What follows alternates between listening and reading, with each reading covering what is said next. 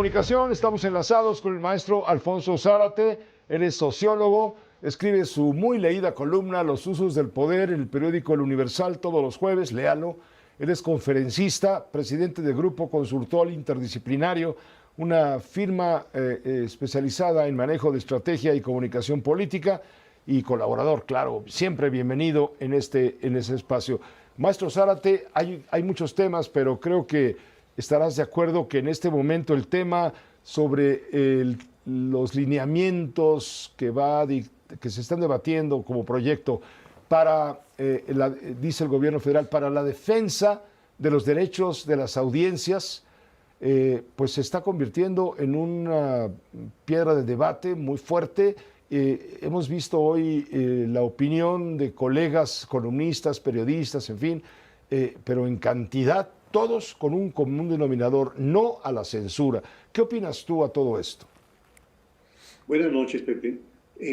Digo en primer lugar que a todos los gobernantes, lo mismo los que están en la cumbre del poder que los que gobiernan un pequeño municipio, les incomoda la crítica. Mientras un gobernante demócrata valora la apreciación honesta porque le advierte de desviaciones, le permite corregir el rumbo, a los autoritarios les irrita.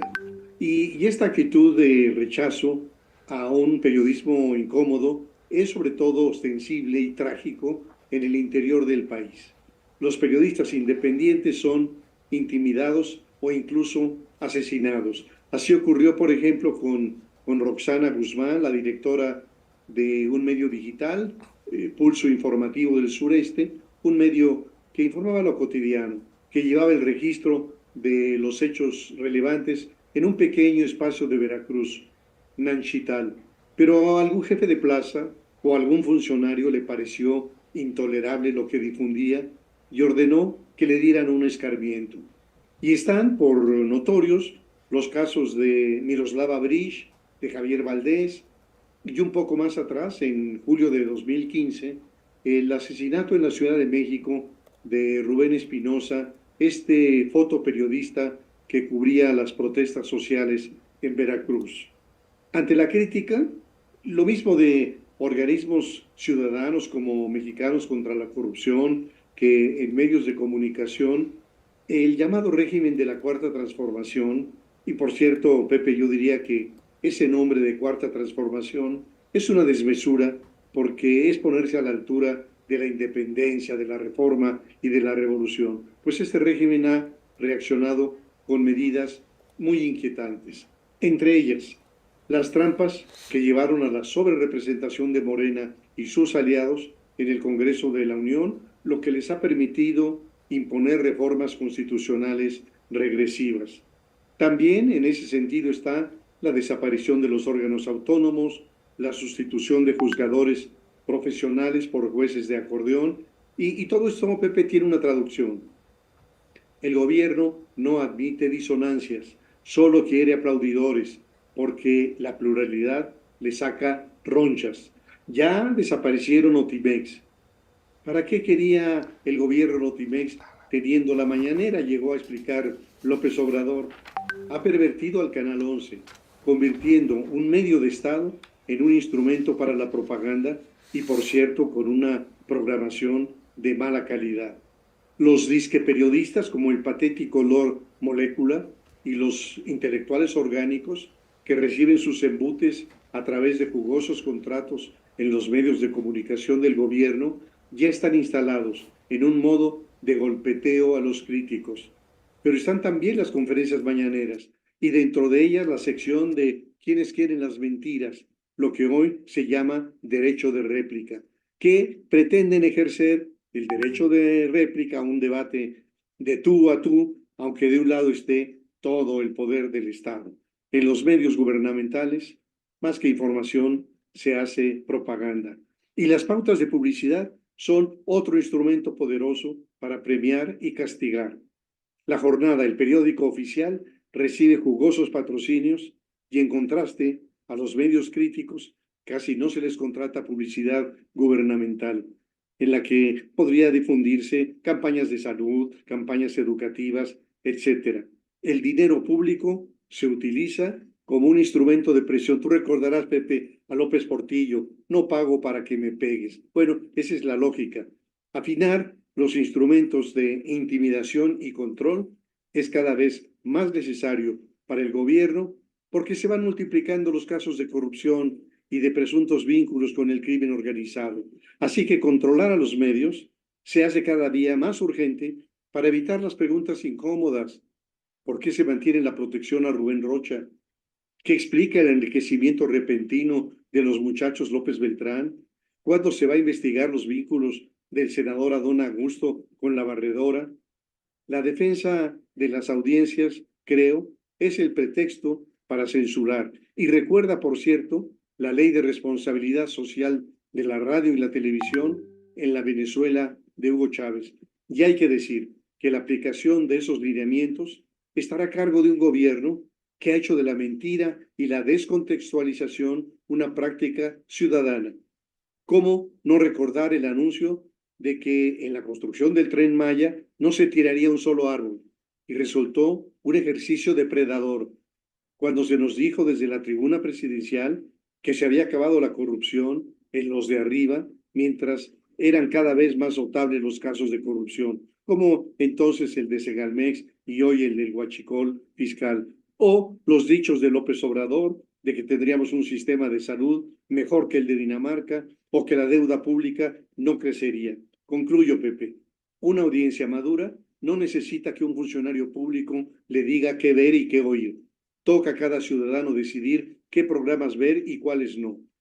Y la institución Article 19 ha dejado un mensaje muy claro que quiero repetir.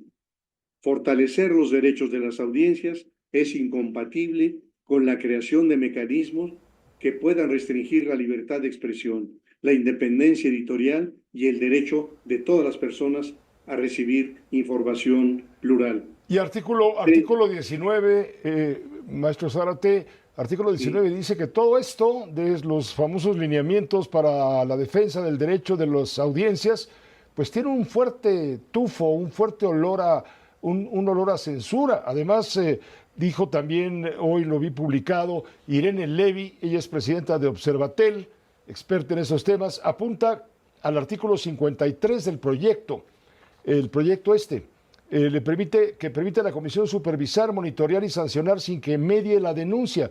Dice, esto se acerca a la censura, no tiene sustento ni en la Constitución ni en la ley. El texto incluso prohíbe difundir información histórica como si fuera actual.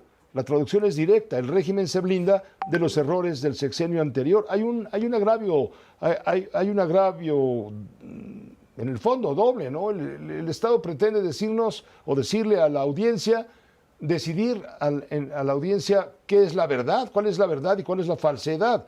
Rebasa lo que la ley permite, me refiero a la Constitución de la República, que debía ser acatada, ¿no? Y no amedrentar. Ahora, lo que eso va a generar es autocensura, que eso es lo más triste y lo más pobre que puede haber en un informador, periodista, llámale como quieras. Así es, Pepe, y además a mí me gustaría decir algo más delicado y más grave, que finalmente esta es una pieza más dentro de todo un espacio en el cual se está construyendo una autocracia. Y se está construyendo esta autocracia ante la pasividad de quienes están alimentados por las pensiones sociales y ante el pasmo de los otros. Malas noticias, Pepe. ¿Por qué imitar a lo que sucede en Cuba, en Nicaragua, en su momento que ha sucedido en Venezuela y bueno, yendo a los otros puntos o rincones del mundo, en Sudán o en Tailandia o en Camboya, ¿no? Donde los gobiernos legislaron sobre el tema de la información y terminaron persiguiendo a la prensa crítica? Así es, ese es el siguiente paso. Yo creo que todo lo que está en camino, y esto que pomposamente han llamado la cuarta transformación, es una brutal regresión en el país que nos deja en los años de Gustavo Díaz Ordaz o de José López Portillo.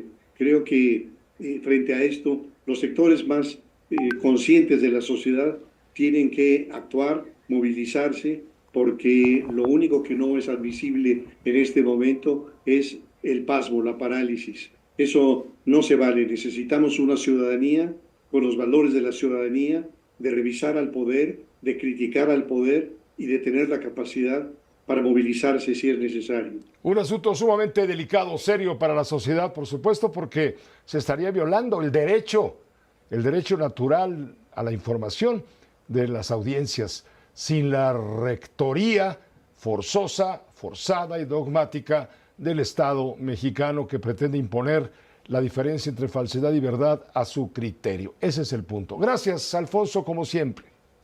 Fuerte abrazo, Pepe. Fuerte abrazo igualmente, el maestro Alfonso Zárate.